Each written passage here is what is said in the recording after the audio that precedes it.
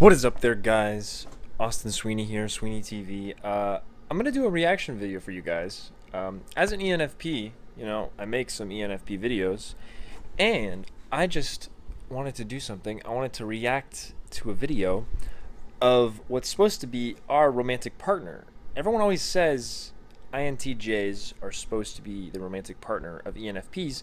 Well, I'm gonna confirm that and see whether or not it's true. So, without further ado, here's my reaction to an overlay video about INTJs. Teach me your romantic ways, INTJ.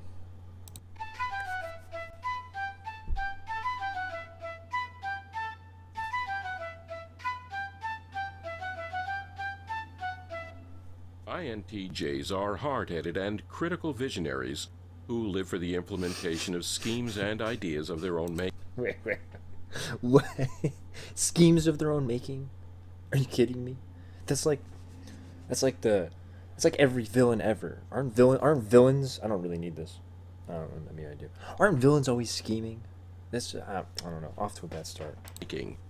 Unlike INTPs, who are often interested in knowledge for its own sake, INTJs tend to discern a singular goal, a change that needs to happen, and then push for that goal in an intense and monomaniac way that may be off-putting to others. Once a worthwhile goal has been distinguished in the mind of an INTJ, he or she will often be extremely persistent in pushing for its fruition.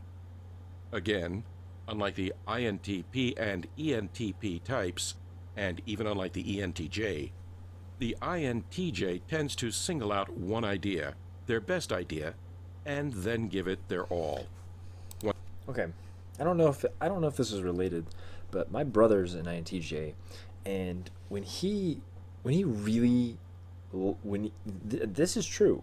He to INTJs, to their credit, when they are focused on something, that is absolutely true. They give it their all, 100%. I remember back in high school, Shane, my older brother, he was struggling in this math class, and he just didn't get it. But I feel like where most kids, like even me, would kind of just give up a bit, he doubled down. He worked extra harder. He worked harder than I think every other kid, and I think he still ended up getting a C+. But that was just his focus. In the same sense, I think it's like whenever he has like a hobby or something. Like I know he used to play F-Zero GX on the GameCube, and that was just it. Like that was he was doing. Whatever it was, whatever that singular thing was, like that was his goal, was to beat it and complete it. And it was like that was like always on his mind. Same thing with Smash Bros. He's really good at Smash Bros, and it's because he dedicated himself and he put in that time. Admirable, I gotta say, very admirable. From an ENFP perspective, I've really spread my seed. My reach is very far, but the depth is a little it's wavy. I have certain things that I'm good at. I've spent a lot of time in researching personality types. I spent a lot of time in public speaking, communication. I feel like I'm maybe better than most at that. Hopefully, I don't know. If I still pull off as being awkward, then have I failed then? Okay, sorry. Once the consciousness of an INTJ has set its sights upon a scheme that has acquired this kind of meaning to them, the INTJ will happily pursue their goal with the greatest tenacity, brewing, musing, refining, and sitting on it for years, until so much has gone into it that this one idea appears as practically irrefutable once presented to the world. It is not just in their presentation of knowledge, but also in their collection of it, that the INTJ will be seen to be different from other types. For those long swatches of time, which might be termed the incubation period, where the INTJ is refining their idea, they might, on the face of it, resemble any other NT type. Excuse me. However, even during those periods of latency, another characteristic of the INTJ is that they tend to collect information in such a way that anything that is pertinent to their overall goal is considered relevant, while anything that falls beside that goal is summarily dismissed. No. As C.G. Jung has said of them, INTJs keep circling their vision, amplifying its cognitive connotations in their minds until they have formed a complete mental picture of its significance. This mental picture functions not just as a roadmap for change, but also as a source of certitude to the INTJ. Hence their... Come on now. What? Okay, like... World domination? Like, who made this video? That's not... Maybe I picked a bad one. This seems a little demeaning. Did an ENFP... No, there's no way an ENFP could have made this video. There's absolutely no way. But... Like, come on, they can't be evil. INTJs can't be evil. They're just laser focused. That doesn't mean they want to dominate the world. Why did they pick this guy who's like got his hands like this? Like he's like, oh yeah, yes of course. He's scheming, right? What a schemer. Wait. Dogged conviction on the one hand, and their famous dismissiveness on the other. In their minds, they have perceived a very possible version of the future, and it is exactly this vision that they are committed to bringing to fruition. Others may contribute in ways that aid the idea toward its realization, of course, but to an INTJ, their vision is their own.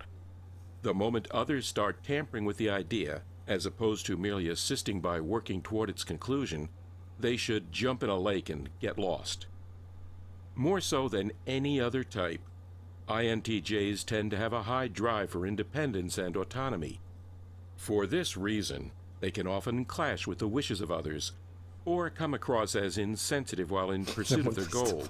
To others, the specifics concerning a given goal may be up for debate, part of the polite give and take of social life no less. But to an INTJ, their self-esteem is often bound up with their ingenuity. They want to know that they were the ones who conceived the change, and that it was effectuated in the way they envisioned it. Start mending the idea too much according to the wishes of others, and this is likely to provoke a forceful response from the INTJ. They must be true to the vision as they saw it. Thus, while INTJs can often be blunt with people who seek to modify or contradict their opinions, they are rarely as judgmental as they may first appear. Their intensity and one-sidedness tends to pertain to just those areas for which they have an intuitive vision, reflecting their personal desire to turn that vision into reality in accordance with the manner in which it came to them. In other areas of life, an INTJ may be surprisingly laid back and humorous, reveling in paradox and satire, indeed even self-satire when in the company of an intimate few. However, at the end of the day, INTJs are still hard-headed, resolute, and decisively businesslike when it comes to the matters that interest them. They tend to think in terms of its dichotomies and ultimatums, and they are frustrated by inanity and ivory tower type of thinking that is weighted down by too many qualifications and maybes, reflecting their own need to arrive at definite and clear-cut solutions. Overall, INTJs are truly seminal thinkers with an ability to grasp at the root of a problem. It's like the no guy. Every time they show him, he's just like, oh no, if we're not going to do it my way, no.